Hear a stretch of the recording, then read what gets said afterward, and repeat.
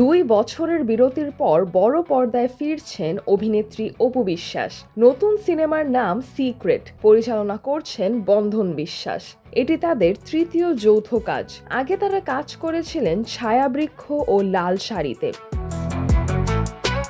ঘোষণা অনুষ্ঠানে নির্মাতা অপুকে নিয়ে বলেন, অপু দিদির সঙ্গে কাজ করলে আলাদা শান্তি পাওয়া যায়। তিনি খুবই সহায়ক এবং গল্প শুনেই আগ্রহ দেখিয়েছেন। সিনেমায় অপুর বিপরীতে থাকছেন 2 নায়ক, আদর আজাদ ও পীযূষ সেন।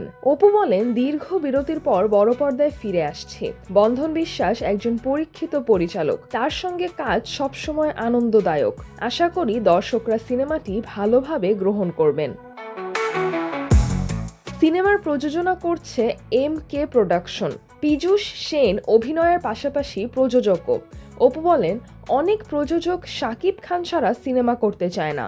2 নায়ককে নিয়ে চ্যালেঞ্জ নেওয়ায় MK প্রোডাকশনকে ধন্যবাদ। অপুর অভিনয় জীবন 2 দশকের বেশি। শতাধিক সিনেমায় অভিনয় করেছেন, যার মধ্যে 80টির বেশি ছবিতে শাকিব খানের বিপরীতে। এছাড়া মান্না, অমিত হাসান, কাজী মারুফ, নীরব, বাপ্পি, সাইমন সাদিক, ইমন ও জয় চৌধুরীর বিপরীতেও অভিনয় করেছেন। আদর আজাদ 2014 সালে ক্যারিয়ার শুরু করেন।